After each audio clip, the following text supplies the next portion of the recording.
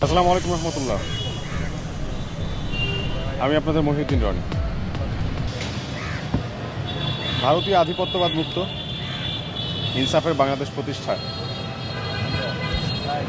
আমাদের যে সংগ্রাম, যে লড়াই জারি আছে, এই লড়াইয়ে যে শহীদি কাফেলা, সেই কাফেলার একজন হওয়ার জন্য, শহীদদের খাতায় নাম লেখানোর জন্য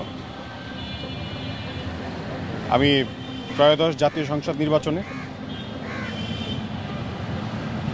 ঢাকা 18 আসন থেকে স্বতন্ত্র প্রার্থিতা ঘোষণা করেছিলাম এবং মনোনয়ন জমা দিয়েছিলাম।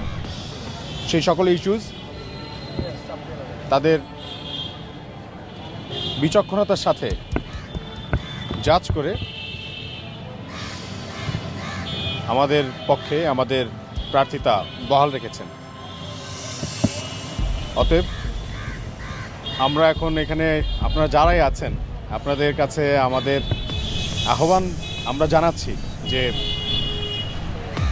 আমরা এখানে প্রত্যেকে আমাদের মহান বিপ্লবী নেতা শহীদ ওসমান হাদির সহ সকল শহীদের হত্যার বিচার সহ বাংলাদেশের আপামর জনতার জানমাল নিশ্চিতের লক্ষ্যে এবং তার জন্য যা যা করণীয় সেই নীতি নির্ধারণের জন্য আমরা তরুণদের পক্ষ থেকে তরুণদের হয়ে, জনতার পক্ষ থেকে জনতার হয়ে আমরা হাদি ভাইকে নিয়ে, তার আদর্শকে নিয়ে আমরা সংসদে যাওয়ার জন্য প্রস্তুতি নিচ্ছি। আমরা আপনাদের সবার দোয়া, পরামর্শ এবং সহযোগিতা প্রত্যাশা করছি।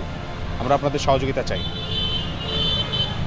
আমি আমার কাছে অসহায়, আমার কাছে কোনোভাবেই আমার নিজেকে অসহায় মনে হচ্ছে না। আমার আল্লাহর একটা কমিটমেন্ট আমি খুব বিশ্বাস করি, সেটা হচ্ছে আল্লাহ বলেছেন যে আমার জন্য আল্লাহই যথেষ্ট। সো আর জনগণের জন্য কাজ করলে যে লুটপাট করে কোটি টাকা কামাইতে হয় না, সেটা তো হাদি ভাই দেখা গেছেন। আপনারা দেখছেন যে মানুষের কী পরিমাণ ভালোবাসা তিনি পাইছেন, কতটুকু টাকা পয়সা নিয়ে এসে নামছিল, কিন্তু দেখছেন কত মানুষের ভালোবাসা সে জয় করছে।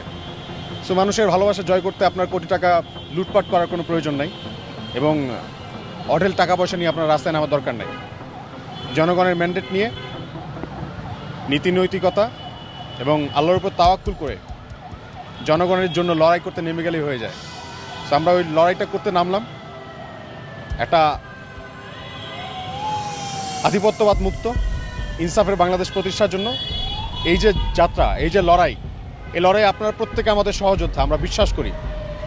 তাই আপনাদের সবাইকে আমরা অভিনন্দন জানাচ্ছি।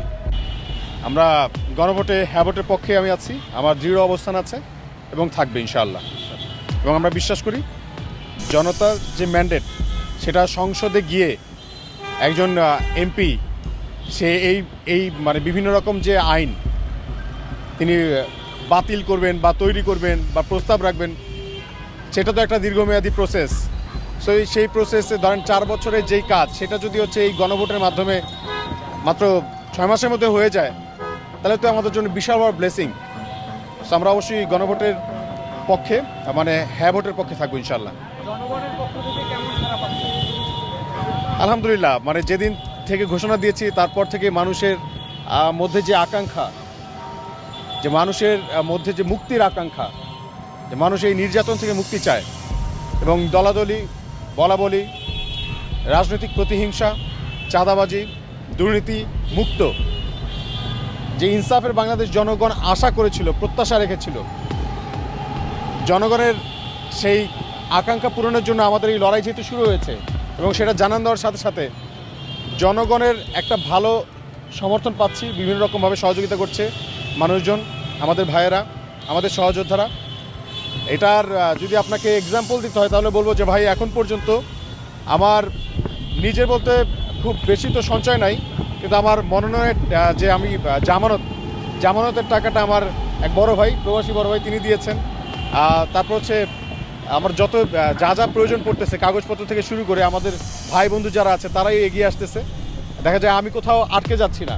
এই যে মানুষ, তারা চলে আসতেছে, যার যতটুকু আছে ততটুকু সামর্থ্য নিয়ে তারা যে এগিয়ে আসতেছে, সহযোগিতা করতেছে, তারা যে চাচ্ছে, তাদের কথাগুলো সংসদে যাক, এই প্রত্যাশা পূরণের লক্ষ্যে যে আমরা তাদের জন্য কাজ করতে পারতেছি, এটা আমাদের জন্য সৌভাগ্য। এবং আমরা বিশ্বাস করি যে আমরা মানুষের যে ভালোবাসা, যে ভরসা, যে প্রত্যাশা, এই প্রত্যাশা আল্লাহ আমাদেরকে রক্ষা করার তৌফিক দিবেন এবং আমরা সেটা বজায় রেখেই আমরা সামনের দিকে এগিয়ে যাব।